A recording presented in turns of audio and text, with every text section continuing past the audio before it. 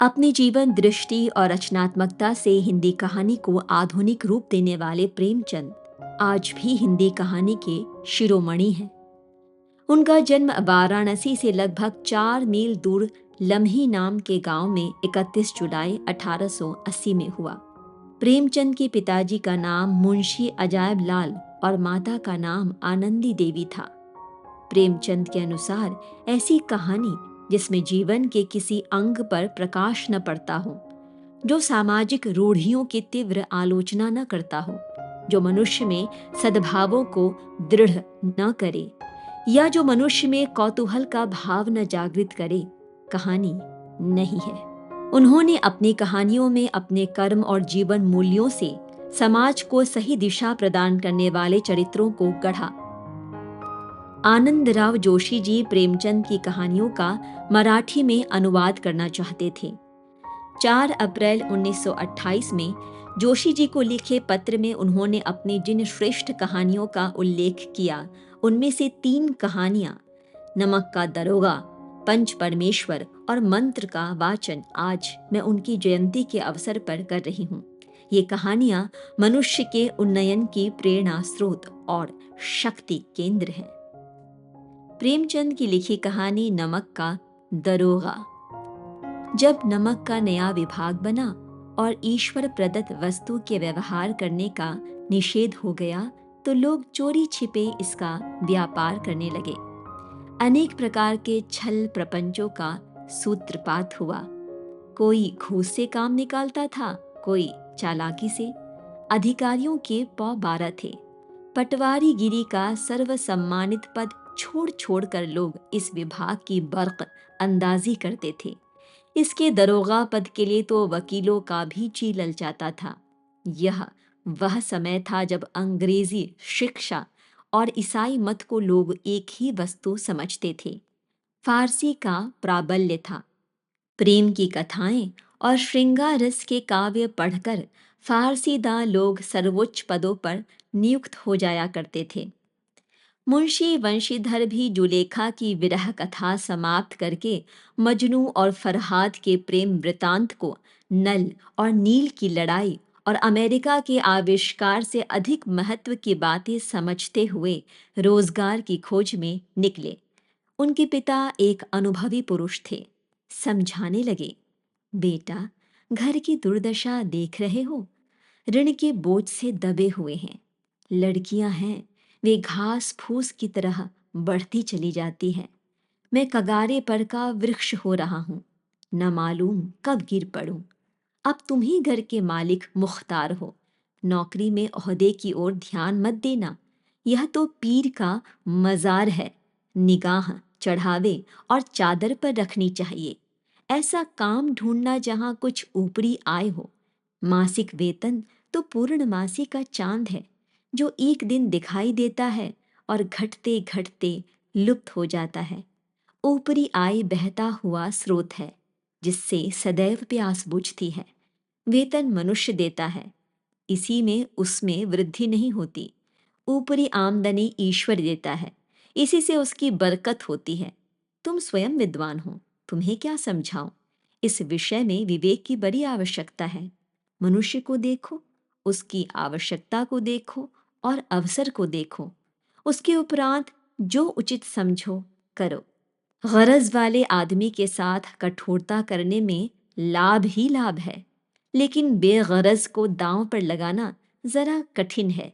इन बातों को निगाह में बांध लो, यह मेरी जन्म भर की कमाई है। इस उपदेश के बाद पिताजी ने आशीर्वाद दिया। वंशीधर आज्ञाकारी पुत्र थे। ये बातें ध्यान से सुनी और तब घर से चल खड़े हुए। इस विस्तृत संसार में उनके लिए धैर्य अपना मित्र, बुद्धि अपनी पथ प्रदर्शक और आत्मावलंबन ही अपना सहायक था। लेकिन अच्छे शकुन से चले थे, जाते ही जाते नमक विभाग के दरोगा पद पर प्रतिष्ठित हो गए। वेतन अच्छा और ऊपरी आय का तो ठिकाना ही न था।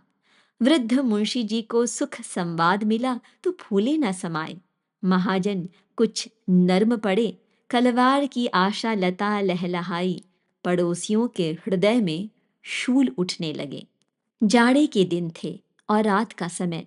नमक के सिपाही चौकीदार नशे में मस्त थे।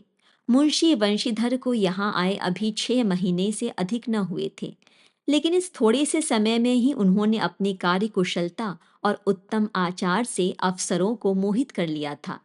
अफसर लोग उन पर बहुत विश्वास करने लगे। नमक के दफ्तर से 1 मील पूर्व की ओर जमुना बहती थी। उस पर नावों का एक पुल बना हुआ था। दरोगा जी किवाड़ बंद किए मीठी नींद सो रहे थे। अचानक आंख खुली तो नदी के प्रवाह की जगह गाड़ियों की गड़गड़ाहट और मल्लाहों का कोलाहल सुनाई दिया। उठ बैठे। इतनी रात गए गाड़ियां क्यों नदी के पार जाती हैं? अवश्य कुछ न कुछ गोलमाल है।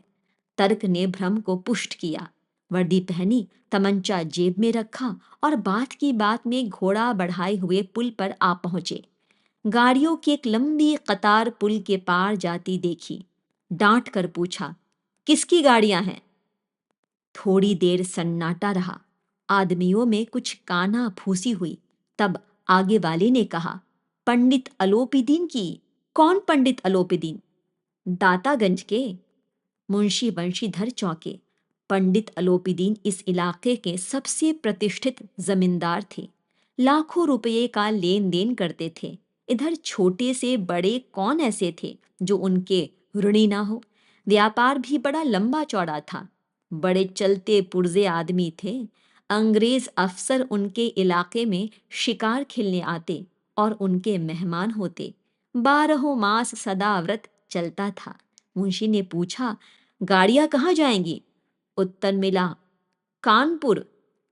लेकिन इस प्रश्न पर कि इनमें क्या है, सन्नाटा छा गया। दरोगा साहब का संदेह और भी बढ़ा। कुछ देर उत्तर की बाट देखकर वह जोर से बोले, क्या तुम सब गूंगे हो गए हो? हम पूछते हैं इनमें क्या लदा है? जब इस बार भी कोई उत्तर न मिला तो उन्होंने घोड़े की एक गाड़ी से मिलाकर बोरे को टटोला। भ्रम दूर हो गया। यह नमक के ढेले थे। पंडित अलोपीदीन अपने सजीले रथ पर सवार कुछ सोते कुछ जागते चले आते थे। अचानक कई गाड़ी वालों ने घबराए हुए आकर जगाया और बोले, महाराज, दरोगा ने गाड़ियां रोक दी हैं और घाट पर खड़े आपको बुलाते हैं। पंडित अलोपीदीन का लक्ष्मी जी पर अखंड विश्वास था।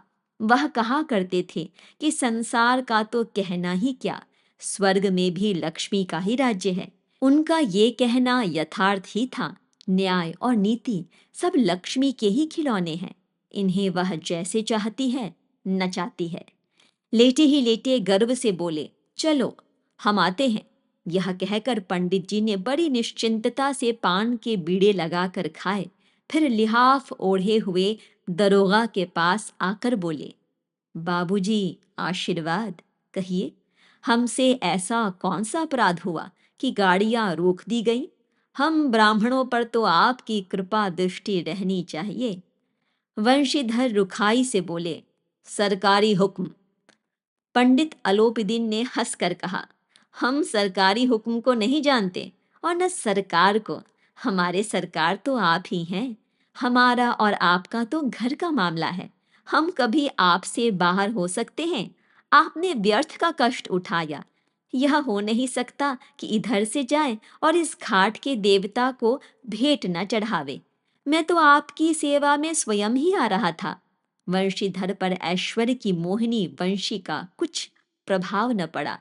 ईमानदारी की नई उमंग थी। कड़क कर बोले, हम उन नमक हरामों में नहीं जो कौड़ियों पर अपना ईमान बेचते फिरते हैं। आप इस समय हिरासत में हैं। आपको कायदे के अनुसार चालान होगा। बस मुझे अधिक बातों की फुर्सत नहीं। जमादार बदलू सिंह, तुम इन्हें हिरासत में ले लो, मैं हुक्म देता हूं। पंडित अलोपीदीन स्तंभित हो गए। गाड़ी वालों में हलचल मच गई। पंडित जी के जीवन में कदाचित यह पहला ही अवसर था कि पंडित जी को ऐसी कठोर बातें सुननी पड़ी। बदलू सिंह आगे बढ़ा, किंतु रौब के मारे यह साहस न हुआ कि उनका हाथ पकड़ सके। पंडित जी ने धर्म को धन का ऐसा निरादर करते कभी न देखा था। विचार किया कि यह अभी उद्दंड लड़का है, माया मोह के जाल में अभी नहीं पड़ा, अल्हड़ है, झिझकता है। बहुत दीन भाव से बोले, बाबू साहब, ऐसा न कीजिए, हम मिट जाएंगे, इज्जत धूल में मिल जाएगी। हमारा अपमान करने से आपके हाथ क्या आएगा? हम किसी तरह आपसे बाहर थोड़े ही हैं। वंशीधर ने कठोर स्वर में कहा, हम ऐसी बातें नहीं सुनना चाहते। अलोपदीन ने जिस सहारे को चट्टान समझ रखा था, वह पैरों के नीचे खिसकता हुआ मालूम हुआ। स्वाभिमान और धन ऐश्वर्य की कड़ी चोट लगी, किंतु अभी तक धन की सांख्यिक शक्ति का पूरा भरोसा था। अपने मुख्तार से बोले, लाला जी, 1,000 के नोट बाबू साहब की भेंट करो, आप इस समय भूखे सिंह हो रहे हैं। वंशीधर ने गर्म होकर कहा, 1,000 नहीं, 1,00,000 भी मुझे सच्चे मार्ग से नहीं हटा सकते। धर्म की इस बुद्धिहीन दृढ़ता और देव दुर्लभ त्याग पर मन बहुत झुंझलाया। अब दोनों शक्तियों में संग्राम होने लगा। धन ने उछल उछल कर आक्रमण करने शुरू किए। 1 से 5, 5 से 10, 10 से 15 और 15 से 20,000 तक नौबत पहुंची, किंतु धर्म अलौकिक वीरता के साथ बहुसंख्यक सेना के सम्मुख अकेला पर्वत की भांति अटल अविचलित खड़ा था। अलोपदीन निराश होकर बोले, अब इससे अधिक मेरा साहस नहीं, आगे आपको अधिकार है। वंशीधर ने अपने जमादार को ललकारा। बदलू सिंह मन में दरोगा जी को गालियां देता हुआ पंडित अलोपदीन की ओर बढ़ा। पंडित जी घबराकर 2-3 कदम पीछे हट गए। अत्यंत दीनता से बोले, बाबू साहब, ईश्वर के लिए मुझ पर दया कीजिए, मैं 25,000 पर निपटारा करने को तैयार हूं। असंभव बात है। 30,000 पर? किसी तरह भी संभव नहीं। क्या 40,000 पर भी नहीं? 40,000 नहीं, 40,00,000 पर भी असंभव है। बदलू सिंह, इस आदमी को हिरासत में ले लो। अब मैं एक शब्द भी नहीं सुनना चाहता। धर्म ने धन को पैरों तले कुचल डाला। अलोपदीन ने एक हृष्ट पुष्ट मनुष्य को हथकड़ियां लिए हुए अपनी तरफ आते देखा।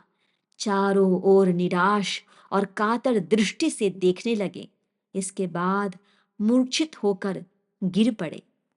दुनिया सोती थी, पर दुनिया की जीभ जागती थी। सवेरे देखिए तो बालक वृद्ध सबके मुंह से यही बात सुनाई देती थी। जिसे देखिए वही पंडित जी के इस व्यवहार पर टीका टिप्पणी कर रहा था। निंदा की बौछारें हो रही थी, मानो संसार से अब पापी का पाप कट गया। पानी को दूध के नाम से बेचने वाला ग्वाला, कल्पित रोजनामचे भरने वाले अधिकारी वर्ग, रेल में बिना टिकट सफर करने वाले बाबू लोग, जाली दस्तावेज बनाने वाले सेठ और साहूकार, यह सब के सब देवताओं की भांति गर्दनें चला रहे थे। जब दूसरे दिन पंडित अलोपदीन अभियुक्त होकर कांस्टेबलों के साथ हाथों में हथकड़ियां, हृदय में ग्लानि और क्षोभ भरे लज्जा से गर्दन झुकाए अदालत की तरफ चले, तो सारे शहर में हलचल मच गई। मेलों में कदाचित आंखें इतनी व्यग्र न होती होंगी। भीड़ के मारे छत और दीवार में कोई भेद न रहा। किंतु अदालत में पहुंचने की देर थी। पंडित अलोपदीन इस अगाध वन के सिंह थे। अधिकारी वर्ग उनके भक्त, अमले उनके सेवक, वकील मुख्तार उनके आज्ञा पालक और अर्दली चपरासी और चौकीदार तो उनके बिना मोल के गुलाम थे। उन्हें देखते ही लोग चारों तरफ से दौड़े। सभी लोग विस्मित हो रहे थे, इसलिए नहीं कि अलोपदीन ने यह कर्म किया, बल्कि इसलिए कि वह कानून के पंजे में कैसे आए। ऐसा मनुष्य जिसके पास असाध्य साधन करने वाला धन और अनन्य वाचालता हो, वह क्यों कानून के पंजे में आए? प्रत्येक मनुष्य उनसे सहानुभूति प्रकट करता था। बड़ी तत्परता से इस आक्रमण को रोकने के निमित्त वकीलों की एक सेना तैयार की गई। न्याय के मैदान में धर्म और धन में युद्ध ठन गया। वंशीधर चुपचाप खड़े थे। उनके पास सत्य के सिवा न कोई बल था, न स्पष्ट भाषण के अतिरिक्त कोई शस्त्र। गवाह थे, किंतु लोभ से डावाडोल। यहाँ तक कि मुंशी जी को न्याय भी अपनी ओर से कुछ खिंचा हुआ दीख पड़ता था। वह न्याय का दरबार था, परंतु उसके कर्मचारियों पर पक्षपात का नशा छाया हुआ था। किंतु पक्षपात और न्याय का क्या मेल? जहां पक्षपात हो वहां न्याय की कल्पना नहीं की जा सकती। मुकदमा शीघ्र ही समाप्त हो गया।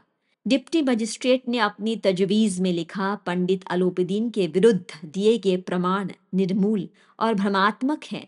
वह एक बड़े या भारी आदमी है। यह बात कल्पना के बाहर है कि उन्होंने थोड़ी लाभ के लिए ऐसा दुस्साहस किया हो।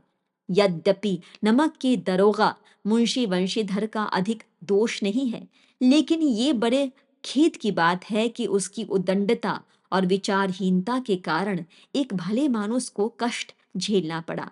हम प्रसन्न हैं कि वह अपने काम में सजग और सचेत रहता है, किंतु नमक से मुकदमे की बढ़ी हुई नमक हलाली ने उसके विवेक और बुद्धि को भ्रष्ट कर दिया। भविष्य में उसे होशियार रहना चाहिए। वकीलों ने ये फैसला सुना और उछल पड़े। पंडित अलोपीदीन मुस्कुराते हुए बाहर निकले। स्वजन बांधवों ने रुपये की लूट की। उदारता का सागर उमड़ पड़ा। उसकी लहरों ने अदालत की नींव तक हिला दी। जब वंशीधर बाहर निकले तो चारों ओर उनके ऊपर व्यंग बाणों की वर्षा होने लगी। चपरासियों ने झुक झुक कर सलाम किए, किंतु इस समय एक एक कटुवाक्य, एक एक संकेत उनकी गर्वाग्नि को प्रज्वलित कर रहा था। कदाचित इस मुकदमे में सफल होकर वह इस तरह अकड़ते हुए न चलते। आज उन्हें संसार का एक खेदजनक विचित्र अनुभव हुआ। न्याय और विद्वता, लंबी चौड़ी उपाधियां, बड़ी बड़ी दाढ़ियां, ढीले चोंगे, एक भी सच्चे आदर का पात्र नहीं है। वंशीधर ने धन से बैर मोल लिया था। उसका मूल्य चुकाना अनिवार्य था। कठिनता से एक सप्ताह बीता होगा कि मुअत्तली का परवाना आ पहुंचा। कार्यपरायणता का दंड मिला। बेचारे भग्न हृदय शोक और खेद से व्यथित घर को चले। बूढ़े मुंशी जी तो पहले से ही कुड़बुड़ा रहे थे कि चलते चलते इस लड़के को समझाया था, लेकिन इसने एक न सुनी। सब मनमानी करता है। हम तो कलवार और कसाई के तगादे सहे बुढ़ापे में भगत बनकर बैठे, और वहां बस वही सूखी तनख्वाह।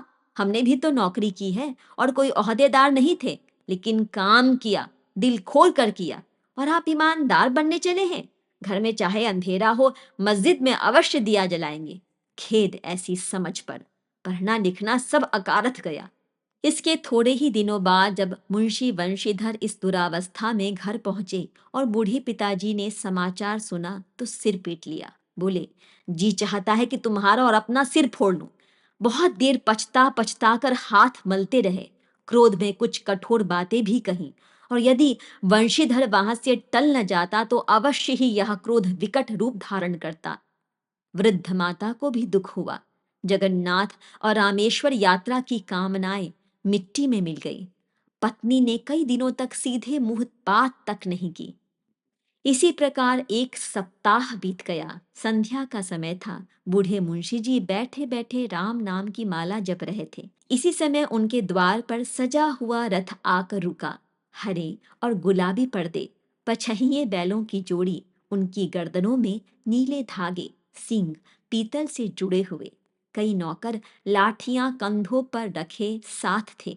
मुंशी जी अगवानी को दौड़े। देखा तो पंडित अलोपीदीन हैं। झुककर दंडवत की और लल्लो चप्पों की बातें करने लगे। हमारा भाग्य उदय हुआ जो आपके चरण इस द्वार पर आए। आप हमारे पूज्य देवता हैं। आपको कौन सा मुंह दिखावे। मुंह में तो कालिख लगी हुई है, किंतु क्या करें, लड़का अभागा कपूत है। नहीं तो आपसे क्यों मुंह छिपाना पड़ता।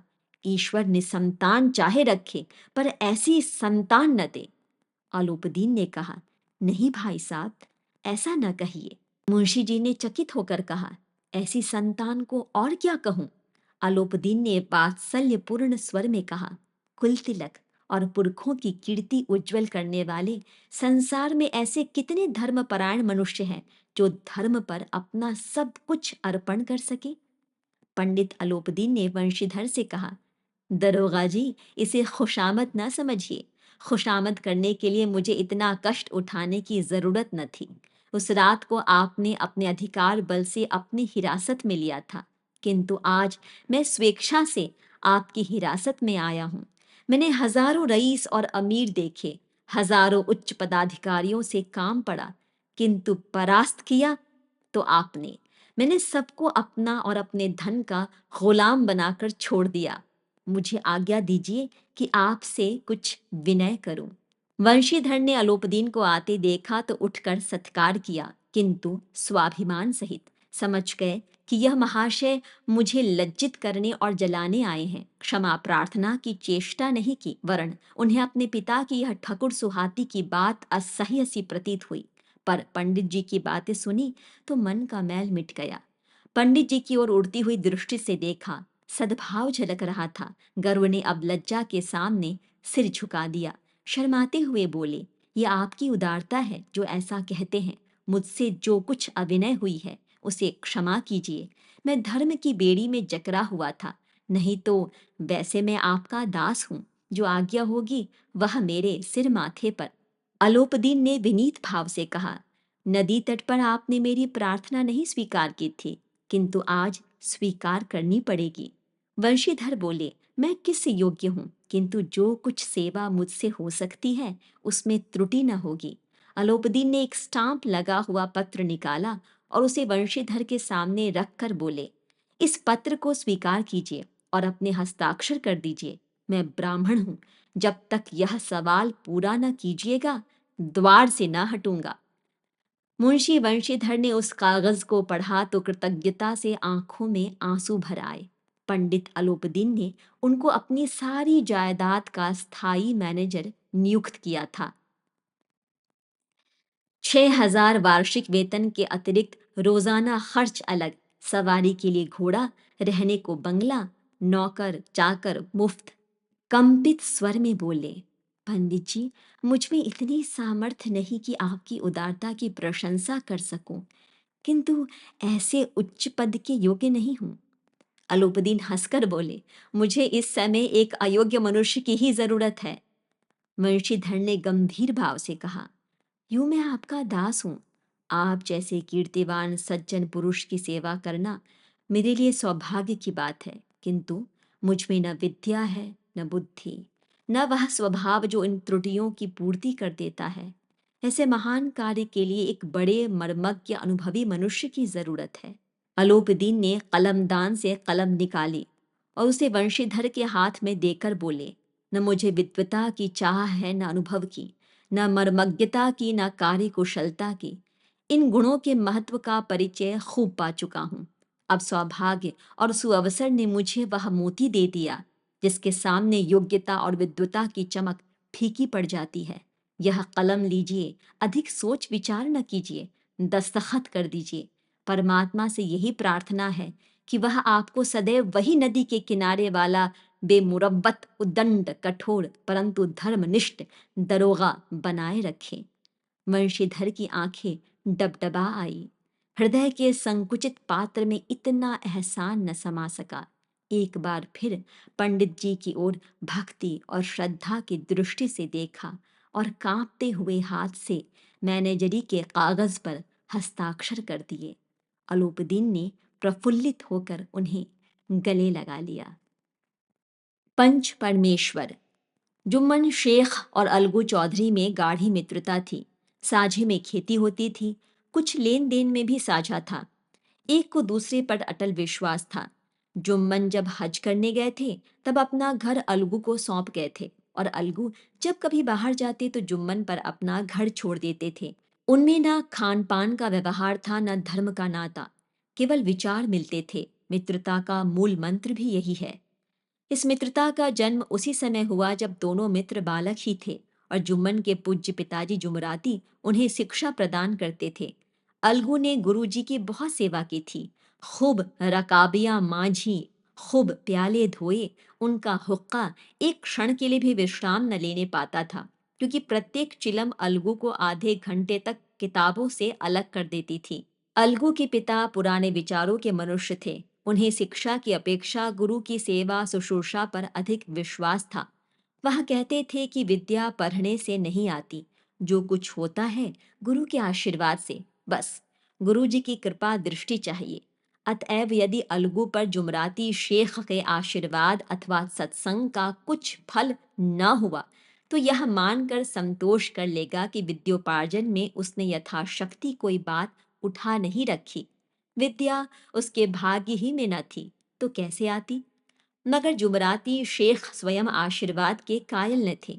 उन्हें अपने सोटे पर अधिक भरोसा था और इसी सोटे के प्रताप से आज आसपास के गांव में जुम्मन की पूजा होती थी। उनके लिखे हुए रहननामे या बैनामे पर कचहरी का मुहर्रिर भी कलम न उठा सकता था। हल्के का डाकिया, कांस्टेबल और तहसील का चपरासी सब उनकी कृपा की आकांक्षा रखते थे। अतएव अलगू का मान उनके धन के कारण था, तो जुम्मन शेख अपनी अनमोल विद्या से ही सबके आदर पात्र बने थे। जुम्मन शेख की एक बूढ़ी खाला थी। उनके पास कुछ थोड़ी सी मिल्कियत थी, परंतु उसके निकट संबंधियों में कोई न था। जुम्मन ने लंबे चौड़े वादे करके वह मिल्कियत अपने नाम लिखवा ली थी। जब तक दानपत्र की रजिस्ट्री न हुई थी, तब तक खालाजान का खूब आदर सत्कार किया गया। उन्हें खूब स्वादिष्ट पदार्थ खिलाए गए। हलवे पुलाव की वर्षा सी की गई। पर रजिस्ट्री की मोहर ने इन खातिरदारियों पर भी मानो मुहर लगा दी। जुम्मन की पत्नी करीमन रोटियों के साथ कड़वी बातों के कुछ तेज तीखे सालन भी देने लगी। जुम्मन शेख भी निष्ठुर हो गए। अब बेचारी खालाजान को प्रायः नित्य ही ऐसी बातें सुननी पड़ती थी। बुढ़िया न जाने कब तक जिएगी। 2-3 बीघे ऊसर क्या दे दिए, मानो मोल ले लिया है। बघाड़ी दाल के बिना रोटियां नहीं उतरती। जितना रुपया इसके पेट में झोंक चुके हैं, उतने से तो अब तक गांव मोल ले लेते।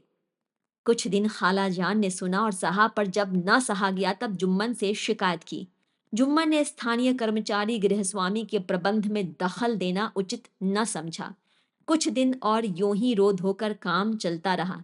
अंत में एक दिन खाला ने जुम्मन से कहा, बेटा, तुम्हारे साथ मेरा निर्वाह न होगा। तुम मुझे रुपये दे दिया करो, मैं अपना पका खा लूंगी। जुम्मन ने धृष्टता के साथ उत्तर दिया, रुपये क्या यहाँ फलते हैं?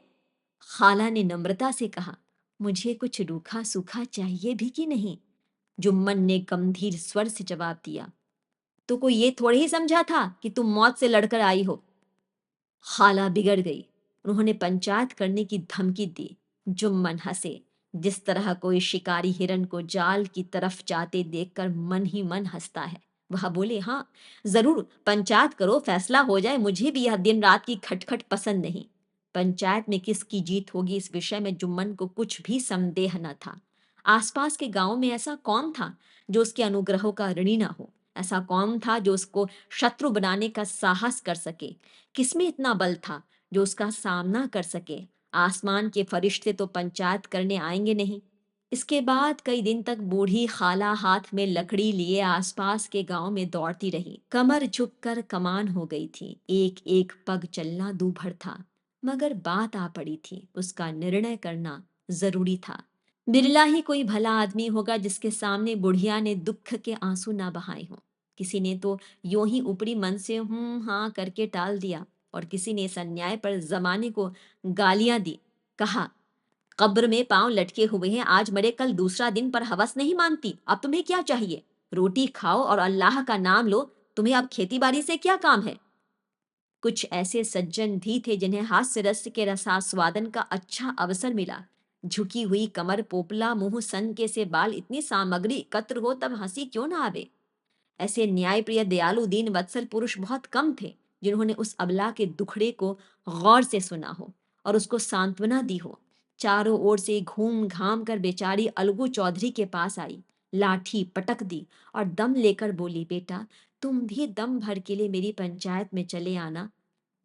मुझे बुलाकर क्या करोगी? कई गांव के आदमी तो आवेंगे ही। अपनी विपत तो सबके सामने रोआई। अब आने ना आने का अख्तियार उनको है। क्यों, आने को तो आ जाऊंगा, पर पंचायत में मुंह ना खोलूंगा। क्यों बेटा? अब इसका क्या जवाब दूं? अपनी खुशी। जुम्मन मेरा पुराना मित्र है, उससे बिगाड़ नहीं कर सकता। बेटा, क्या बिगाड़ के डर से ईमान की बात ना कहोगे? हमारे सोए हुए धर्म ज्ञान की सारी संपत्ति लुट जाए तो उसे खबर नहीं होती, परंतु ललकार सुनकर वह सचेत हो जाता है। फिर उसे कोई जीत नहीं सकता। अलगू इस सवाल का कोई उत्तर न दे सका, पर उसके हृदय में ये शब्द गूंज रहे थे, क्या बिगाड़ के डर से ईमान की बात न कहोगे? संध्या समय एक पेड़ के नीचे पंचायत बैठी। शेख जुम्मन ने पहले से ही फर्श बिछा रखा था। उन्होंने पान, इलायची, हुक्के, तंबाकू आदि का प्रबंध भी किया था। हाँ, वह स्वयं अलबत्ता अलगू चौधरी के साथ जरा दूर पर बैठे हुए थे। जब पंचायत में कोई आ जाता था, तब दबे हुए सलाम से उसका स्वागत करते थे। जब सूर्य अस्त हो गया और चिड़ियों की कलरव युक्त पंचायत पेड़ों पर बैठी, तब यहां भी पंचायत शुरू हुई। फर्श की एक एक अंगुल जमीन भर गई, पर अधिकांश दर्शक ही थे। निमंत्रित महाशयों में से केवल वे ही लोग पधारे थे जिन्हें जुम्मन से अपनी कुछ कसर निकालनी थी। एक कोने में आग सुलग रही थी। नाई ताबड़तोड़ चिलम भर रहा था। यह निर्णय करना असंभव था कि सुलगते हुए उपलों से अधिक धुआं निकलता था या चिलम के दमों से।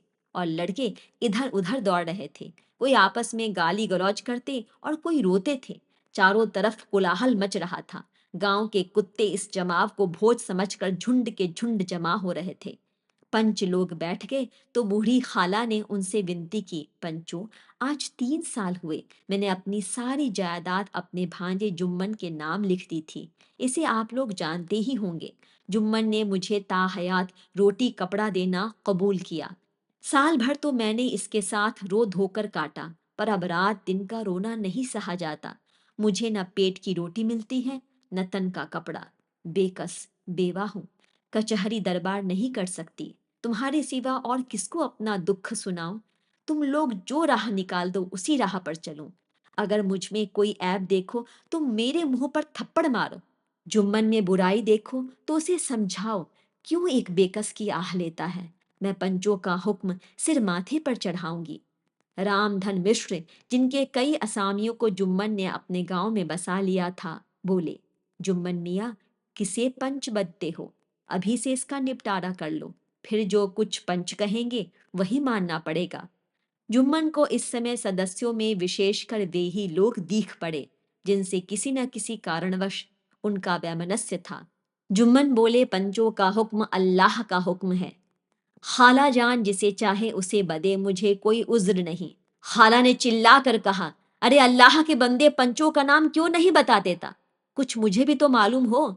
जुम्मन ने क्रोध से कहा, अब इस वक्त मेरा मुंह ना खुलवाओ। तुम्हारी बन पड़ी है, जिसे चाहो पंच बदो। खालाजान जुम्मन के आक्षेप को समझ गई। वह बोली, बेटा, खुदा से डरो। पंच न किसी के दोस्त होते हैं न किसी के दुश्मन। कैसी बात कहते हो? और तुम्हारा किसी पर विश्वास न हो तो जाने दो। अलगू चौधरी को तो मानते हो, लो, मैं उन्हीं को सरपंच बदती हूँ। जुम्मन शेख आनंद से फूल उठे, परंतु भावों को छिपाकर बोले, अलगू ही सही। मेरे लिए तो जैसे रामधन वैसे अलगू। अलगू इस झमेले में फंसना नहीं चाहते थे। वे कन्नी काटने लगे। बोले, खाला, तुम जानती हो कि मेरी जुम्मन से गाढ़ी दोस्ती है। खाला ने गंभीर स्वर में कहा, बेटा, दोस्ती के लिए कोई अपना ईमान नहीं बेचता। पंच के दिल में खुदा बसता है। पंचों के मुंह से जो बात निकलती है वह खुदा की तरफ से निकलती है। अलगू चौधरी सरपंच हुए। रामधन मिश्र और जुम्मन के दूसरे विरोधियों ने बुढ़िया को मन में बहुत कोसा। अलगू चौधरी बोले, शेख जुम्मन, तुम और हम पुराने दोस्त हैं। जब काम पड़ा तुमने हमारी मदद की है और हम भी जो कुछ बन पड़ा तुम्हारी सेवा करते रहे हैं। मगर इस समय तुम और बूढ़ी खाला दोनों हमारी निगाह में बराबर हो। तुमको पंचों से जो कुछ अर्ज करनी हो करो। जुम्मन को पूरा विश्वास था कि अब बाजी मेरी है। अलगू यह सब दिखावे की बातें कर रहा है। अतएव शांत चित्त होकर बोले, पंचो, 3 साल हुए खालाजान ने अपनी जायदाद मेरे नाम हिब्बा कर दी थी। मैंने उन्हें ताहयात खाना कपड़ा देना कबूल किया था। खुदा गवाह है, आज तक मैंने खालाजान को कोई तकलीफ नहीं दी। मैं उन्हें अपनी माँ के समान समझता हूँ। उनकी खिदमत करना मेरा फर्ज है। मगर औरतों में जरा अनबन रहती है, उसमें मेरा क्या बस है। खालाजान मुझसे माहवार खर्च अलग मांगती है। जायदाद जितनी है वह पंचों से छिपी नहीं। उससे इतना मुनाफा नहीं होता कि माहवार खर्च दे सकूं। इसके अलावा हिब्बा नामे में माहवार खर्च का कोई जिक्र नहीं। नहीं तो मैं भूलकर भी इस झमेले में ना पड़ता। बस मुझे यही कहना है। आइंदा पंचों का अख्तियार है, जो फैसला चाहे करे। अलगू चौधरी को हमेशा कचहरी से काम पड़ता था। अतएव वह पूरा कानूनी आदमी था। उसने जुम्मन से जिरह शुरू की। एक एक प्रश्न जुम्मन के हृदय पर हथौड़े की चोट की तरह पड़ता था। रामधन मिश्र इन प्रश्नों पर मुग्ध हुए जाते थे। जुम्मन चकित थे कि अलगू को क्या हो गया। अभी यह अलगू मेरे साथ बैठा हुआ कैसी कैसी बातें कर रहा था। इतनी ही देर में ऐसी काया पलट हो गई कि मेरी जड़ खोदने पर तुला हुआ है। न मालूम कब की कसर यह निकाल रहा है। क्या इतने दिनों की दोस्ती कुछ भी काम ना आवेगी। जुम्मन शेख तो इसी संकल्प विकल्प में पड़े हुए थे कि इतने में अलगू ने फैसला सुनाया। जुम्मन शेख पंचों ने इस मामले पर विचार किया। उन्हें यह नीति संगत मालूम होता है कि खालाजान को माहवार खर्च दिया जाए। हमारा विचार है कि खाला की जायदाद से इतना मुनाफा अवश्य होता है कि माहवार खर्च दिया जा सके। बस यही हमारा फैसला है। अगर जुम्मन को खर्च देना मंजूर ना हो तो हिब्बानामा रद्द समझा जाए। यह फैसला सुनते ही जुम्मन सन्नाटे में आ गए। जो अपना मित्र हो वह शत्रु का व्यवहार करे और गले पर छुरी फेरे, इसे समय के हेर फेर के सिवा और क्या कहें। जिस पर पूरा भरोसा था उसने समय पड़ने पर धोखा दिया। ऐसे ही अवसरों पर झूठे सच्चे मित्रों की परीक्षा की जाती है। यही कलयुग की दोस्ती है। अगर लोग ऐसे कपटी धोखेबाज न होते तो देश में आपत्तियों का प्रकोप क्यों होता। यह हैजा प्लेग आदि व्याधियां दुष्कर्मों के ही दंड है। मगर रामधन मिश्र और अन्य पंच अलगू चौधरी की इस नीति परायणता की प्रशंसा जी खोल कर कर रहे थे। वे कहते थे, इसका नाम पंचायत है। दूध का दूध और पानी का पानी कर दिया। दोस्ती दोस्ती की जगह है, किंतु धर्म का पालन करना मुख्य है। ऐसे ही सत्यवादियों के बल पर पृथ्वी ठहरी है, नहीं तो वह कब की रसातल को चली जाती। इस फैसले ने अलगू और जुम्मन की दोस्ती की जड़ हिला दी। अब वे साथ साथ बातें करते नहीं दिखाई देते। इतना पुराना मित्रता रूपी वृक्ष सत्य का एक झोंका भी न सह सका। सचमुच वह बालू की ही जमीन पर खड़ा था। उनमें अब शिष्टाचार का अधिक व्यवहार होने लगा। एक दूसरे की आवभगत ज्यादा करने लगे। वे मिलते जुलते थे मगर उसी तरह जैसे तलवार से ढाल मिलती है। जुम्मन के चित्त में मित्र की कुटिलता आठों पहर खटका करती थी। उसे हर घड़ी यही चिंता रहती थी कि किसी तरह बदला लेने का अवसर मिले। अच्छे कामों की सिद्धि में बड़ी देर लगती है, पर बुरे कामों की सिद्धि में यह बात नहीं होती। जुम्मन को भी बदला लेने का अवसर जल्द ही मिल गया। पिछले साल अलगू चौधरी बटेसर से बैलों की एक बहुत अच्छी गोई मोल ले आए थे।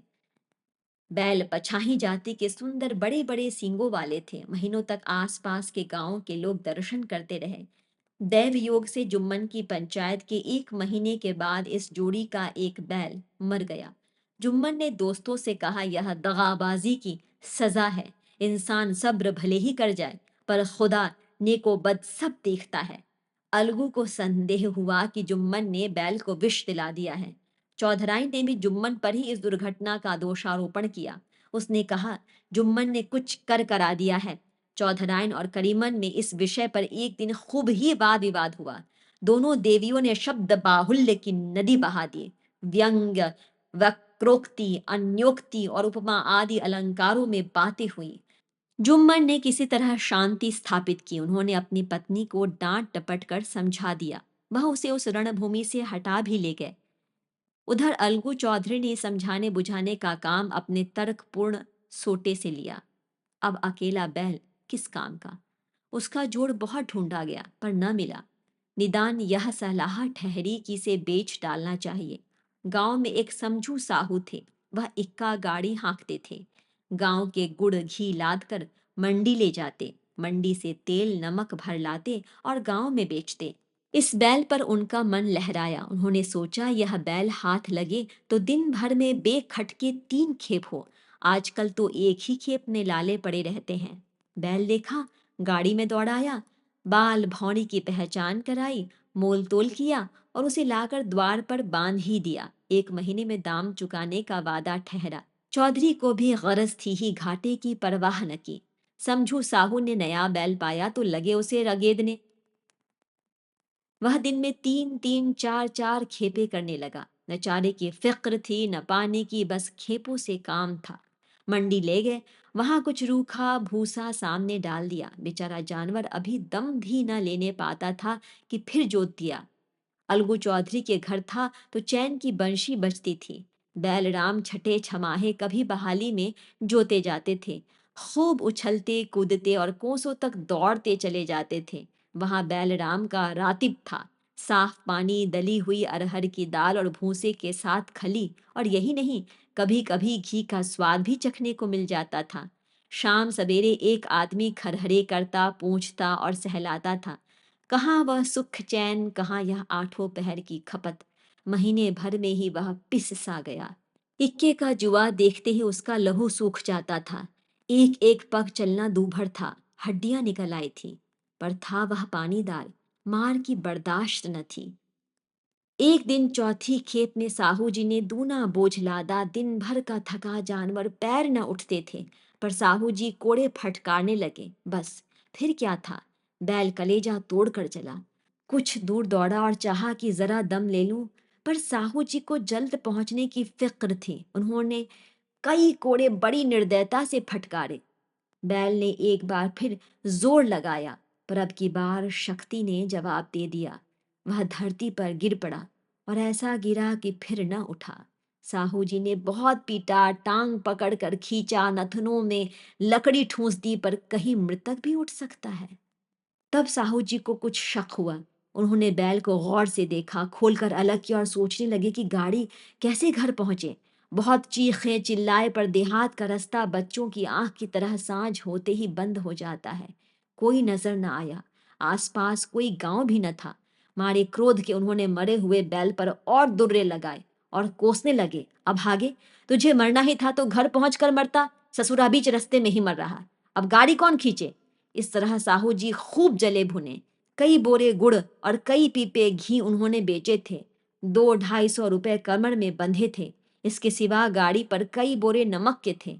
अतएव छोड़कर जा भी नहीं सकते थे। लाचार बेचारे गाड़ी पर ही लेट गए। वही रत जगा करने की ठान ली। चिलम पी, गाया, फिर हुक्का पिया। इस तरह साहू जी आधी रात तक नींद को बहलाते रहे। अपनी जान में तो वह जागते ही रहे, पर पौ फटते ही जो नींद टूटी और कमर पर हाथ रखा तो थैली गायब। घबरा कर इधर उधर देखा तो कई कनस्तर तेल भी न दारत। अफसोस में बेचारे ने सिर पीट लिया और पछाड़ खाने लगे। प्रातःकाल रोते बिलखते घर पहुंचे। सहुआइन ने जब यह बुरी सुनावनी सुनी, तब पहले तो रोई, फिर अलगू चौधरी को गालियां देने लगी। निगोरे ने ऐसी कुलछनी बैल दिया कि जन्म भर की कमाई लुट गई। इस घटना को हुए कई महीने बीत गए। अलगू जब अपने बैल के दाम मांगते, तब साहू और सहुआइन दोनों ही झल्लाए हुए कुत्ते की तरह चढ़ बैठते और अंड बंड बकने लगते। वाह, यहाँ तो सारे जन्म की कमाई लुट गई, सत्यानाश हो गया, इन्हें दामों की पड़ी है। मुर्दा बैल दिया था, उस पर दाम मांगने चले आए। आंखों में धूल झोंकती। सत्यानाशी बैल गले बांध दिया, हमें निरा पोंगा ही समझ लिया। हम भी बनिए के बच्चे हैं, ऐसे बुद्धू कहीं और होंगे। पहले जाकर किसी गड्ढे में मुंह धोआओ, तब दाम लेना। न जी मानता हो तो हमारा बैल खोल ले जाओ। महीना भर के बदले 2 महीना जोत लो, और क्या लोगे। चौधरी के अशुभ चिंतकों की कमी न थी। ऐसे अवसरों पर वे भी एकत्र हो जाते और साहू जी के बर्राने की पुष्टि करते। परंतु 150 रुपए से इस तरह हाथ धो लेना आसान न था। एक बार वह भी गर्म पड़े। साहू जी बिगड़कर लाठी ढूंढने घर में चले गए। अब सहुआइन ने मैदान लिया। प्रश्नोत्तर होते होते हाथापाई की नौबत आ पहुंची। सहुआइन ने घर में घुसकर किवाड़ बंद कर लिए। शोरगुल सुनकर गांव के भले मानस जमा हो गए। उन्होंने दोनों को समझाया, साहू जी को दिलासा देकर घर से निकाला। वह परामर्श देने लगे कि इस तरह से काम न चलेगा, पंचायत कर लो, जो कुछ तय हो जाए उसे स्वीकार कर लो। साहू जी राजी हो गए। अलगू ने भी हामी भर ली। पंचायत की तैयारियां होने लगी। दोनों पक्षों ने अपने अपने दल बनाने शुरू किए। इसके बाद तीसरे दिन उसी वृक्ष के नीचे पंचायत बैठी। वही संध्या का समय था। खेतों में कौवे पंचायत कर रहे थे। विवादग्रस्त विषय था यह कि मटर की फलियों पर उनका कोई स्वत्व है या नहीं, और जब तक यह प्रश्न हल न हो जाए, तब तक वे रखवाले की पुकार पर अपनी अप्रसन्नता करना आवश्यक समझते थे। पेड़ की डालियों पर बैठी शुक मंडली में यह प्रश्न छिड़ा हुआ था कि मनुष्यों को उन्हें बेमुरब्बत कहने का क्या अधिकार है, जब उन्हें स्वयं अपने मित्रों से दगा करने में भी संकोच नहीं होता। पंचायत बैठ गई तो रामधन मिश्र ने कहा, अब देरी क्या है, पंचों का चुनाव हो जाना चाहिए। बोलो चौधरी, किस किस को पंच बदते हो? अलगू ने दीन भाव से कहा, समझू साहू ही चुन ले। समझू खड़े हुए और कड़क कर बोले, मेरी ओर से जुम्मन शेख। जुम्मन का नाम सुनते ही अलगू चौधरी का कलेजा धक धक करने लगा, मानो किसी ने अचानक थप्पड़ मार दिया हो। रामधन अलगू के मित्र थे, वह बात को ताड़ गए। पूछा, क्यों चौधरी, तुम्हें कोई उज्र तो नहीं? चौधरी ने निराश होकर कहा, नहीं, मुझे क्या उज्र होगा। अपने उत्तरदायित्व का ज्ञान बहुधा हमारे संकुचित व्यवहारों का सुधारक होता है। जब हम राह भूलकर भटकने लगते हैं, तब यही ज्ञान हमारा विश्वसनीय पथ प्रदर्शक बन जाता है। पत्र संपादक अपनी शांति कुटी में बैठा हुआ कितनी धृष्टता और स्वतंत्रता के साथ अपनी प्रबल लेखनी से मंत्रिमंडल पर आक्रमण करता है, परंतु ऐसे अवसर आते हैं जब वह स्वयं मंत्रिमंडल में सम्मिलित होता है। मंडल के भवन में पग धरते ही उसकी लेखनी कितनी मर्मज्ञ, कितनी विचारशील, कितनी न्यायपरायण हो जाती है। इसका कारण उत्तरदायित्व का ज्ञान है। नवयुवक युवावस्था में कितना उद्दंड रहता है, माता पिता उसकी ओर से कितने चिंतित रहते हैं। वे उसे कुल कलंक समझते हैं, परंतु थोड़े ही समय में परिवार का बोझ सिर पर पड़ते ही वह अव्यवस्थित चित्त उन्मत्त युवक कितना धैर्यशील, कैसा शांत चित्त हो जाता है। यह भी उत्तरदायित्व के ज्ञान का फल है। जुम्मन शेख के मन में भी सरपंच का उच्च स्थान ग्रहण करते ही अपनी जिम्मेदारी का भाव पैदा हुआ। उसने सोचा, मैं इस वक्त न्याय और धर्म के सर्वोच्च आसन पर बैठा हूँ। मेरे मुंह से इस समय जो कुछ निकलेगा वह देववाणी के सदृश है, और देववाणी में मेरे मनोविकारों का कदापि समावेश न होना चाहिए। मुझे सत्य से जौ भर भी टलना उचित नहीं। पंचों ने दोनों पक्षों से सवाल जवाब करने शुरू किए। बहुत देर तक दोनों दल अपने अपने पक्ष का समर्थन करते रहे।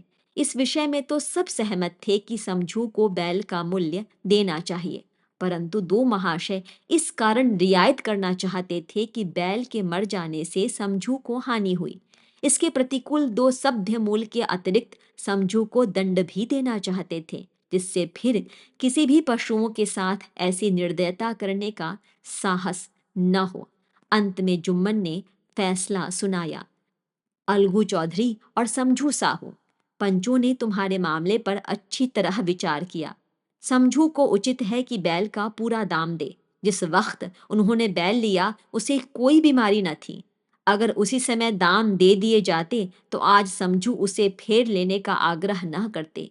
बैल की मृत्यु केवल इस कारण हुई कि उससे बड़ा कठिन परिश्रम लिया गया और उसके दाने चारे का कोई अच्छा प्रबंध न किया गया। रामधन मिश्र बोले, समझू ने बैल को जानबूझकर मारा है, अतएव उससे दंड लेना चाहिए। जुम्मन बोले, यह दूसरा सवाल है, हमको इससे कोई मतलब नहीं। झगड़ू साहू ने कहा, समझू के साथ कुछ रियायत होनी चाहिए। जुम्मन बोले, यह अलगू चौधरी की इच्छा पर निर्भर है। यह रियायत करे तो उनकी भलमनसी। अलगू चौधरी फूले न समाये, उठ खड़े हुए और जोर से बोले, पंच परमेश्वर की जय। इसके साथ ही चारों ओर से प्रतिध्वनि हुई, पंच परमेश्वर की जय। प्रत्येक मनुष्य जुम्मन की नीति को सराहता था। इसे कहते हैं न्याय। यह मनुष्य का काम नहीं, पंच में परमेश्वर वास करते हैं, यह उन्हीं की महिमा है। पंच के सामने खोटे को कौन खरा कह सकता है। थोड़ी देर बाद जुम्मन अलगू के पास आए और उनसे गले लिपट कर बोले, भैया, जब से तुमने मेरी पंचायत की तब से मैं तुम्हारा प्राण घातक शत्रु बन गया था, पर आज मुझे ज्ञात हुआ कि पंच के पद पर बैठकर न कोई किसी का दोस्त होता है न दुश्मन। न्याय के सिवा उसे और कुछ नहीं सूझता। आज मुझे विश्वास हो गया कि पंच की जबान से खुदा बोलता है। अलगू रोने लगे। इस पानी से दोनों के दिलों का मैल धुल गया। मित्रता की मुरझाई हुई लता फिर हरी हो गई। मंत्र। संध्या का समय था। डॉक्टर चड्डा गोल्फ खेलने के लिए तैयार हो रहे थे। मोटर द्वार के सामने खड़ी थी कि दो कहार एक डोली लिए आते दिखाई दिए। डोली के पीछे एक बूढ़ा लाठी टेकता चला आता था। डोली औषधालय सामने आकर रुक गई। बूढ़े ने धीरे धीरे आकर द्वार पर पड़ी हुई चिक से झांका। ऐसी साफ सुथरी जमीन पर पैर रखते हुए भय हो रहा था कि कोई घुड़क न बैठे। डॉक्टर साहब को मेज के सामने खड़े देखकर भी उसे कुछ कहने का साहस न हुआ। डॉक्टर साहब ने चिक के अंदर से गरज कर कहा, कौन है? क्या चाहता है? बूढ़े ने हाथ जोड़कर कहा, हुजूर, बड़ा गरीब आदमी हूँ, मेरा लड़का कई दिन से अ, डॉक्टर साहब ने सिगार जलाकर कहा, कल सवेरे आओ, कल सवेरे, हम इस वक्त मरीजों को नहीं देखते। बूढ़े ने घुटने टेक कर जमीन पर सिर रख दिया और बोला, दुहाई है सरकार की, लड़का मर जाएगा हुजूर, 4 दिन से आंखें नहीं। डॉक्टर चड्डा ने कलाई पर नजर डाली। केवल 10 मिनट समय और बाकी था। गोल्फ स्टिक खूंटी से उतारते हुए बोले, कल सवेरे आओ, कल सवेरे, यह हमारे खेलने का समय है। बूढ़े ने पगड़ी उतार कर चौखट पर रख दी और रोकर बोला, हुजूर, बस एक निगाह देख ले, बस एक निगाह, लड़का हाथ से चला जाएगा हुजूर, 7 लड़कों में यही एक बचा है हुजूर, हम दोनों आदमी रो रो कर मर जाएंगे, सरकार आपकी बढ़ती हुई दीन बंधु। ऐसे उज्जड़ देहाती यहाँ प्रायः रोज आया करते थे। डॉक्टर साहब उनके स्वभाव से खूब परिचित थे। कोई कितना भी कुछ कहे पर वे अपनी रट लगाते जाएंगे, किसी की सुनेंगे नहीं। धीरे से चिक उठाई और बाहर निकलकर मोटर की तरफ चले। बूढ़ा यह कहता हुआ उनके पीछे दौड़ा, सरकार, बड़ा धर्म होगा हुजूर, दया कीजिए, बड़ा दीन दुखी हूँ, संसार में कोई और नहीं है बाबूजी। मगर साहब ने उसकी ओर मुंह फेर कर देखा तक नहीं। मोटर में बैठकर बोले, कल सवेरे आना। मोटर चली गई। बूढ़ा कई मिनट तक मूर्ति की भांति निश्चल खड़ा रहा। संसार में ऐसे मनुष्य भी होते हैं जो अपने आमोद प्रमोद के आगे किसी की जान की भी परवाह नहीं करते। शायद इसका उसे अब भी विश्वास न आता था। सभ्य संसार इतना निर्मम, इतना कठोर है, इसका ऐसा मर्मभेदी अनुभव अब तक न हुआ था। वह उन पुराने जमाने के जीवों में था जो लगी हुई आग बुझाने, मुर्दे को कंधा देने, किसी के छप्पर को उठाने और किसी की कलह को शांत करने के लिए सदैव तैयार रहते थे। जब तक बूढ़े को मोटर दिखाई दी, वह खड़ा टकटकी लगाए उसी की ओर ताकता रहा। शायद उसे अब भी डॉक्टर साहब के लौट आने की आशा थी। फिर उसने कहारों से डोली उठाने को कहा। डोली जिधर से आई थी उधर ही चली गई। चारों ओर से निराश होकर डॉक्टर चड्डा के पास आया था। इनकी बड़ी तारीफ सुनी थी। यहाँ से निराश होकर वह फिर किसी दूसरे डॉक्टर के पास नहीं गया। किस्मत ठोक ली। उसी रात को उसका हंसता खेलता 7 साल का बालक अपनी बाल लीला समाप्त करके इस संसार से सिधार गया। बूढ़े माँ बाप के जीवन का यही एक आधार था। इसी का मुंह देखकर जीते थे। इस दीपक के बुझते ही जीवन की अंधेरी रात भाएं भाएं करने लगी। बुढ़ापे की विशाल ममता टूटे हुए हृदय से निकलकर उस अंधकार में आर्त स्वर से रोने लगी। कई साल गुजर गए। डॉक्टर चड्डा ने खूब यश और धन कमाया, लेकिन उसके साथ ही अपने स्वास्थ्य की रक्षा भी की, जो एक असाधारण बात थी। यह उनके नियमित जीवन का आशीर्वाद था कि 50 वर्ष की अवस्था में उनकी चुस्ती और फुर्ती युवकों को भी लज्जित करती थी। उनके हर एक काम का समय नियत था। इस नियम से वह जौ भर भी न टलते थे। बहुधा लोग स्वास्थ्य के नियमों का पालन उस समय करते हैं जब रोगी हो जाते हैं। डॉक्टर चड्डा उपचार और संयम का रहस्य खूब समझते थे। उनकी संतान संख्या भी इसी नियम के अधीन थी। उनके केवल 2 बच्चे हुए, एक लड़का और एक लड़की। तीसरी संतान न हुई, इसीलिए श्रीमती चड्डा भी अभी जवान मालूम होती थी। लड़की का तो विवाह हो चुका था, लड़का कॉलेज में पढ़ता था। वही माता पिता के जीवन का आधार था, शील और विनय का पुतला, बड़ा ही रसिक, बड़ा ही उदार, विद्यालय का गौरव, युवक समाज की शोभा। मुखमंडल से तेज की छटा सी निकलती थी। आज भी अच्छा था। आज उसकी 20वीं सालगिरह थी। संध्या का समय था। हरी हरी घास पर कुर्सियां बिछी हुई थी। शहर के रईस और हुक्काम एक तरफ, कॉलेज के छात्र दूसरी तरफ बैठे भोजन कर रहे थे। बिजली के प्रकाश से सारा मैदान जगमगा रहा था। आमोद प्रमोद का सामान जमा था। छोटा सा प्रहसन खेलने की तैयारी थी। प्रहसन स्वयं कैलाश नाथ ने लिखा था। वही मुख्य एक्टर भी था। इस समय वह एक रेशमी कमीज पहने नंगे पांव इधर से उधर मित्रों की आव भगत में लगा हुआ था। कोई पुकारता, कैलाश जरा इधर आना। कोई उधर से बुलाता, कैलाश क्या उधर ही रहोगे। सभी उसे छेड़ते थे, चुहले करते थे। बेचारे को जरा दम मारने का भी अवकाश न मिलता था। सहसा एक रमणी ने उसके पास आकर कहा, क्यों कैलाश, तुम्हारे सांप कहाँ हैं? जरा मुझे दिखा दो। कैलाश ने उससे हाथ मिलाकर कहा, मृणालिनी इस वक्त क्षमा करो, कल दिखा दूंगा। मृणालिनी ने आग्रह किया, जी नहीं, तुम्हें दिखाना पड़ेगा। मैं आज नहीं मानने की, तुम रोज कल कल करते रहते हो।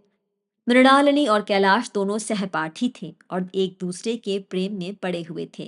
कैलाश को सांपों को पालने, खिलाने और नचाने का शौक था। तरह तरह के सांप पाल रखे थे। उनके स्वभाव और चरित्र की परीक्षा करता रहता था। थोड़े दिन हुए, उसने विद्यालय में सांपों पर एक मार्गी का व्याख्यान दिया था। सांपों को नचाकर दिखाया भी था। प्राणी शास्त्र के बड़े बड़े पंडित भी यह व्याख्यान सुनकर दंग रह गए थे। यह विद्या उसने एक बूढ़े सपेरे से सीखी थी। सांपों की जड़ी बूटियां जमा करने का उसे मरण था। इतना पता भर मिल जाए कि किसी व्यक्ति के पास कोई अच्छी चीज है, फिर उसे चैन ना आता था, उसे लेकर ही छोड़ता था। यही व्यसन था। इस पर हजारों रुपये फूंक चुका था।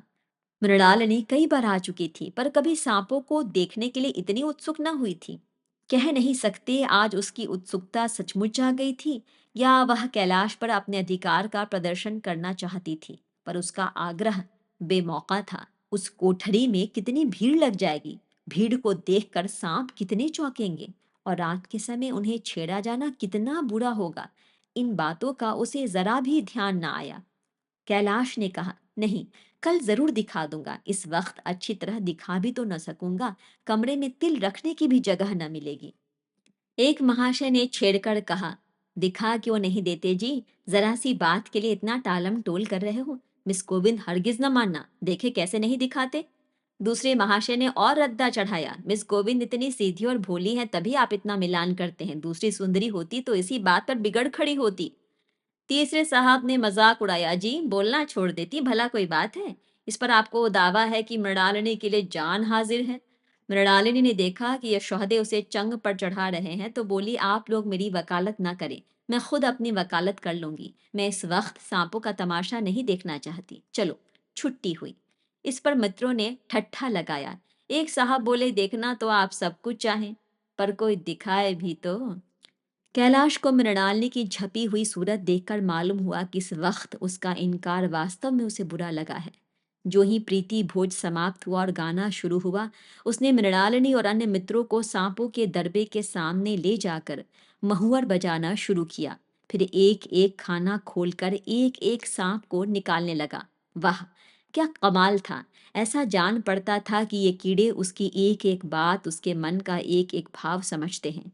किसी को उठा लिया, किसी को गर्दन में डाल दिया, किसी को हाथ में लपेट लिया।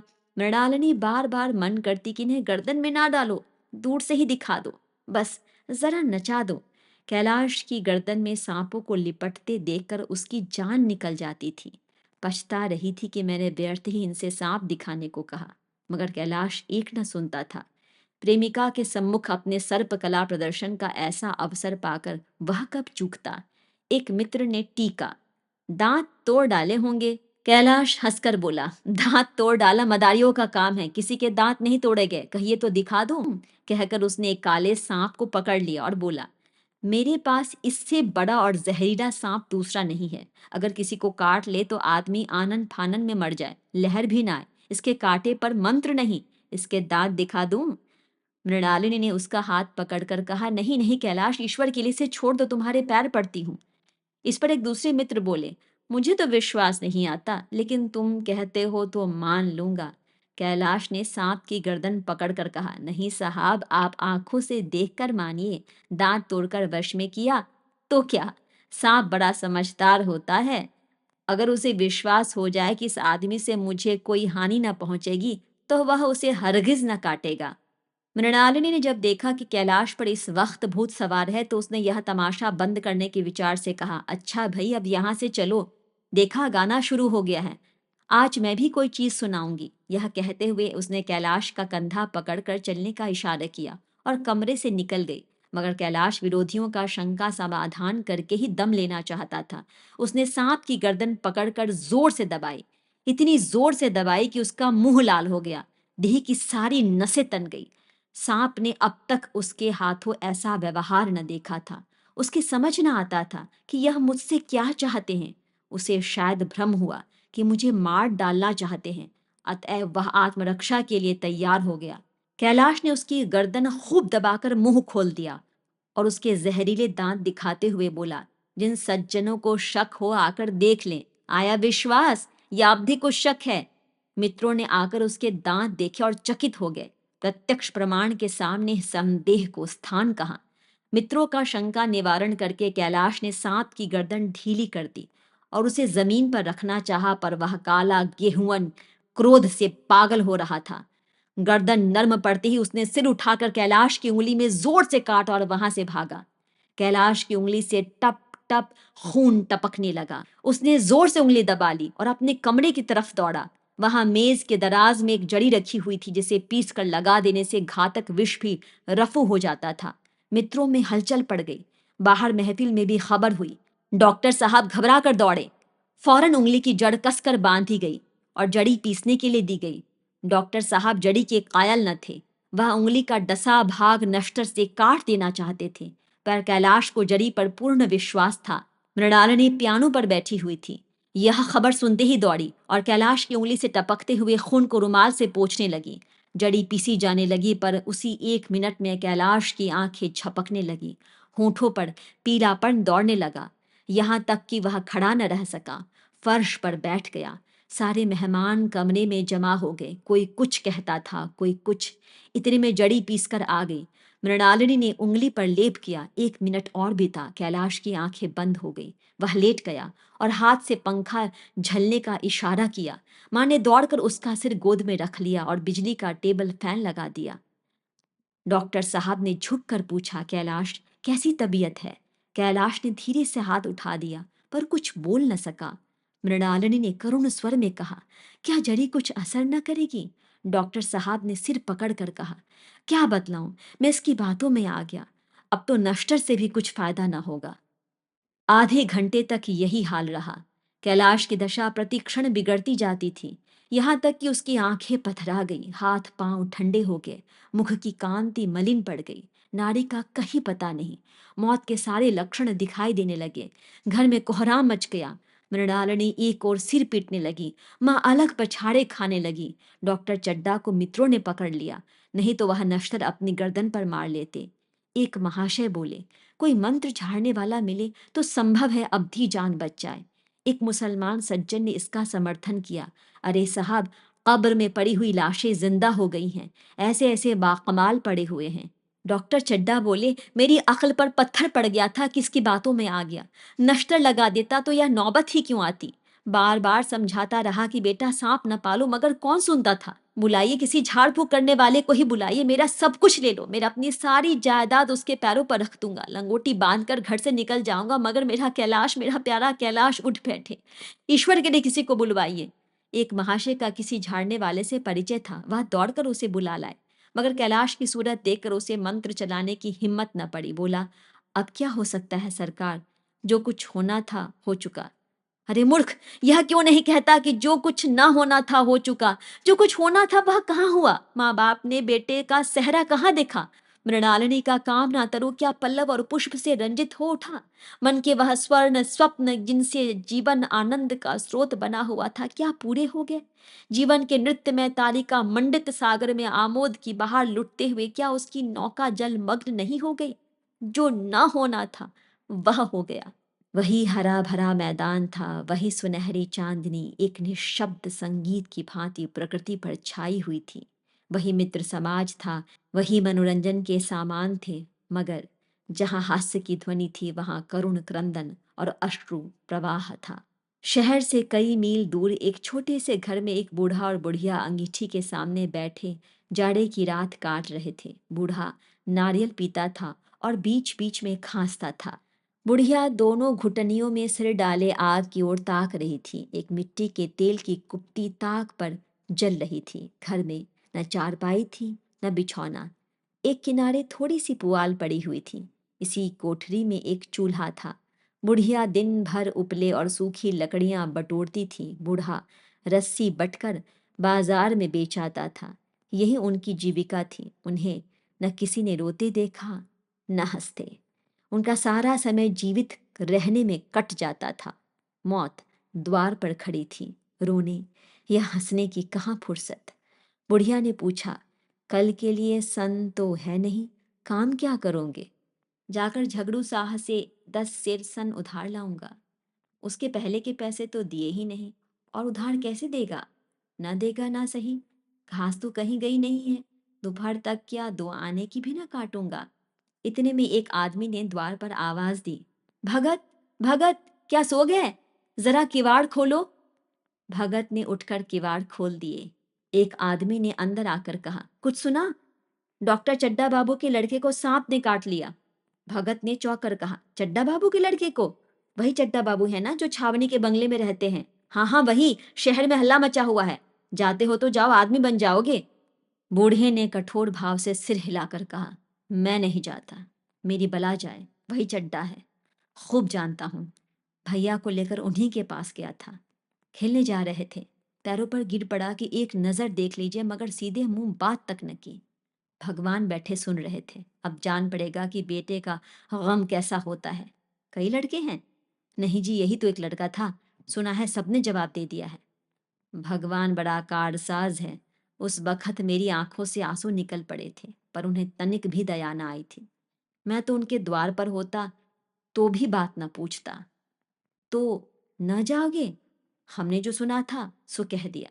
अच्छा किया, अच्छा किया। कलेजा ठंडा हो गया, आंखें ठंडी हो गई, लड़का भी ठंडा हो गया होगा। तुम जाओ, आज चैन की नींद सोऊंगा।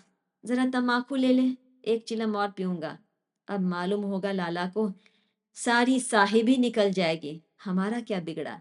लड़के के मर जाने से कुछ राज तो नहीं चला गया? जहां 6 बच्चे गए थे वहां एक और चला गया। तुम्हारा तो राज सुना हो जाएगा। उसी के वास्ते सबका गला दबा दबा कर जोड़ा था ना। अब क्या करोगे? एक बार देखने जाऊंगा, पर कुछ दिन बाद मिजाज का हाल पूछूंगा। आदमी चला गया। भगत ने किवाड़ बंद कर दिए, तब चिलम पर तम्बाकू रखकर पीने लगा। बुढ़िया ने कहा, इतनी रात गए जाड़े पाले में कौन जाएगा? अरे दोपहरी होता तो मैं न जाता। सवारी दरवाजे पर लेने आती तो भी न जाता। भूल नहीं गया हूं। पन्ना की सूरत आंखों में फिर रही है। इस निर्दयी ने उसे एक नजर तक न देखा। क्या मैं न जानता था कि वह न बचेगा? खूब जानता था।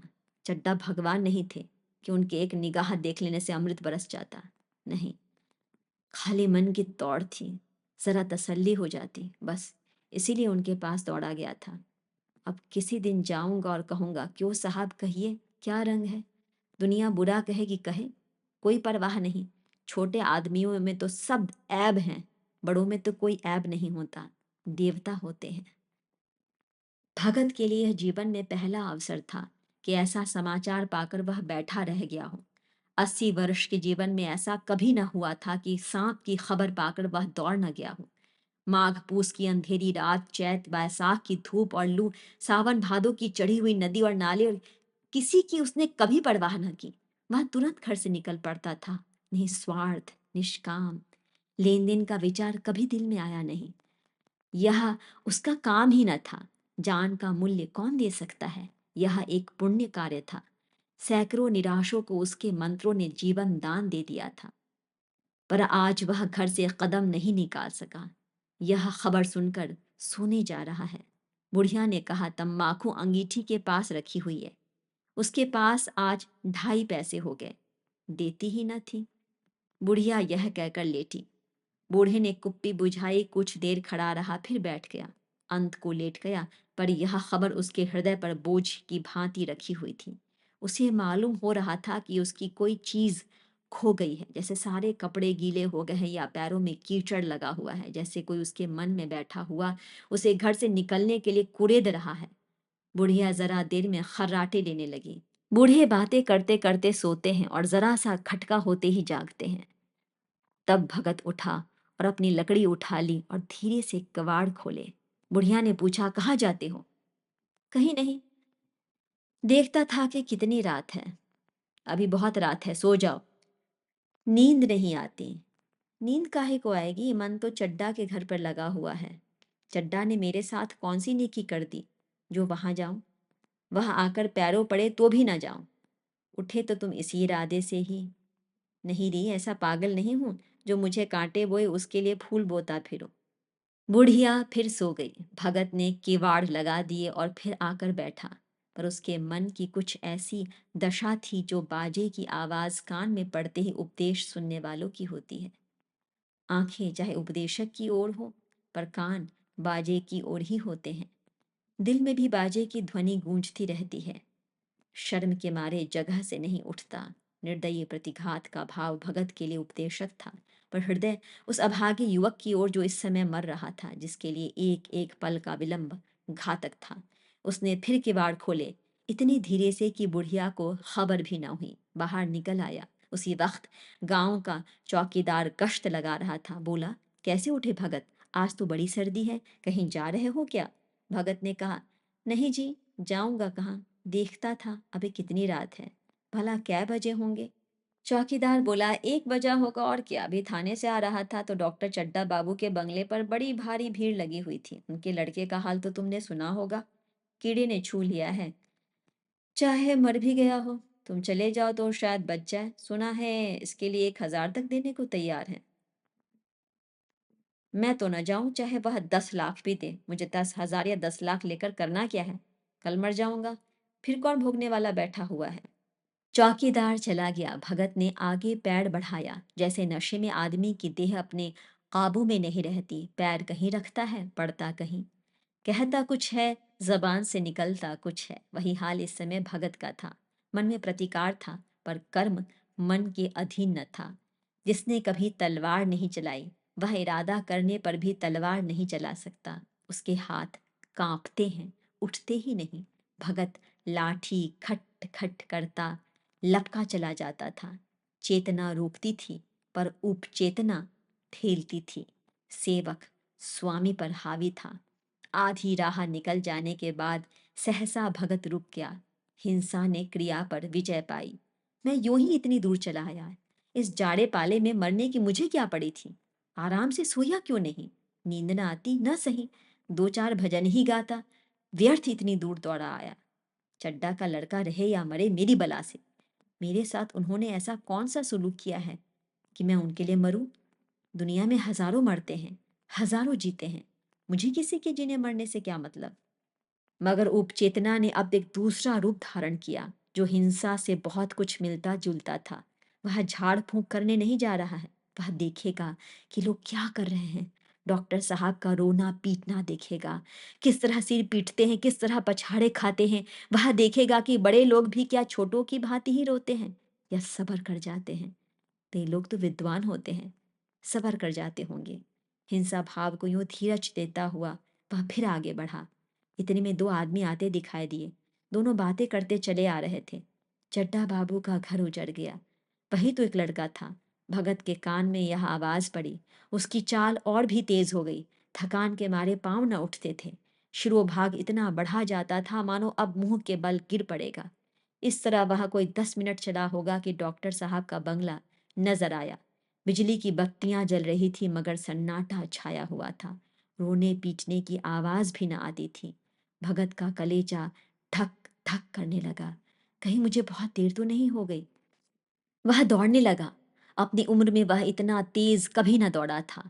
बस यही मालूम होता मानो उसके पीछे मौत दौड़ी आ रही है। 2 बज गए थे। मेहमान विदा हो गए। रोने वालों में केवल आकाश के तारे रह गए थे और सभी रो रो कर थक गए थे। बड़ी उत्सुकता के साथ लोग रह रहकर आकाश की ओर देखते थे कि किसी तरह सुबह हो और लाश गंगा की गोद में दी जाए। सहसा भगत ने द्वार पर पहुंचकर आवाज दी।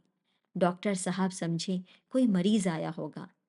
किसी और दिन उन्होंने उस आदमी को दुत्कार दिया होता, मगर आज बाहर निकल आए। देखा एक बूढ़ा आदमी खड़ा है, कमर झुकी हुई, पोपला मुंह, भौएं तक सफेद हो गई थी। लकड़ी के सहारे कांप रहा था। बड़ी नम्रता से बोला, क्या है भाई, आज तो हमारे ऊपर ऐसी मुसीबत पड़ गई है, कुछ कहते नहीं बनता, फिर कभी आना। इधर 1 महीना तक तो शायद मैं किसी भी मरीज को न देख सकूंगा। भगत ने कहा, सुन चुका हूँ बाबूजी, इसीलिए आया हूँ। भैया कहाँ हैं? जरा मुझे दिखा दीजिए। भगवान बड़ा कारसाज है, मुर्दे को भी जिला सकता है। कौन जाने, अब भी उसे दया आ जाए। चड्डा ने व्यथित स्वर में कहा, चलो देख लो, मगर 3-4 घंटे हो गए, जो कुछ होना था हो चुका। बहुतेर झाड़ने फूकने वाले देख देख कर चले गए। डॉक्टर साहब को आशा तो क्या होती, हाँ, बूढ़े पर दया आ गई, अंदर ले गए। भगत ने लाश को 1 मिनट तक देखा, तब मुस्कुराकर बोला, अभी कुछ नहीं बिगड़ा है बाबूजी। यह नारायण चाहेंगे तो आधे घंटे में भैया उठ बैठेंगे। आप नाहक दिल छोटा कर रहे हैं। जरा कहारों से कहिए पानी तो भरे। कहारों ने पानी भर भर कर कैलाश को नहलाना शुरू किया। पाइप बंद हो गया था। कहारों की संख्या अधिक न थी, इसलिए मेहमानों ने अहाते के बाहर के कुएं से पानी भर भर कर कहारों को दिया। मृणालिनी कलसा लिए पानी ला रही थी। बूढ़ा भगत खड़ा मुस्कुरा मुस्कुरा कर मंत्र पढ़ रहा था, मानो विजय उसके सामने खड़ी है। जब एक बार मंत्र समाप्त हो जाता, तब वह एक जड़ी कैलाश के सिर पर डाले गए और न जाने कितनी बार भगत ने मंत्र फूका। आखिर जब उषा ने अपनी लाल लाल आंखें खोली, तो कैलाश की भी लाल लाल आंखें खुल गई। एक क्षण में उसने अंगड़ाई ली और पानी पीने को मांगा। डॉक्टर चड्डा ने दौड़कर नारायणी को गले लगा लिया। नारायणी दौड़कर भगत के पैरों पर गिर पड़ी और मृणालिनी कैलाश के सामने आंखों में आंसू भरे पूछने लगी, अब कैसी तबीयत है? एक क्षण में चारों तरफ खबर फैल गई। मित्रगण मुबारकबाद देने आने लगे। डॉक्टर साहब बड़े श्रद्धा भाव से हर एक के सामने भगत का यश गाते फिरते थे। सभी लोग भगत के दर्शनों के लिए उत्सुक हो उठे, मगर अंदर जाकर देखा तो भगत का कहीं पता न था। नौकरों ने कहा, अभी तो यहीं बैठे चिलमती रहे थे। हम लोग तमाकू देने लगे तो नहीं ली, अपने पास से तमाकू निकाल कर भरी। यहाँ तो भगत की चारों ओर तलाश होने लगी और भगत लपका हुआ घर चला जा रहा था कि बुढ़िया के उठने के पहले पहुंच जाऊं।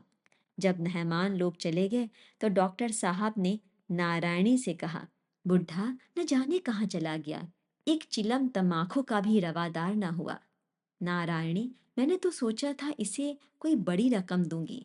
चड्डा, रात को तो मैंने नहीं पहचाना, पर जरा साफ हो जाने पर पहचान गया। एक बार यह एक मरीज को लेकर आया था। मुझे अब याद आता है कि मैं खेलने जा रहा था और मरीज को देखने से इनकार कर दिया था। आज उस दिन की बात याद करके मुझे जितनी ग्लानि हो रही है, उसे प्रकट नहीं कर सकता। मैं उसे अब खोज निकालूंगा और उसके पैरों पे गिरकर अपना अपराध क्षमा कराऊंगा। वह कुछ लेगा नहीं, यह जानता हूँ। उसका जन्म यश की वर्षा करने के लिए ही हुआ है। उसकी सज्जनता ने मुझे ऐसा आदर्श दिखा दिया है, जो अब से जीवन पर्यंत मेरे सामने रहेगा।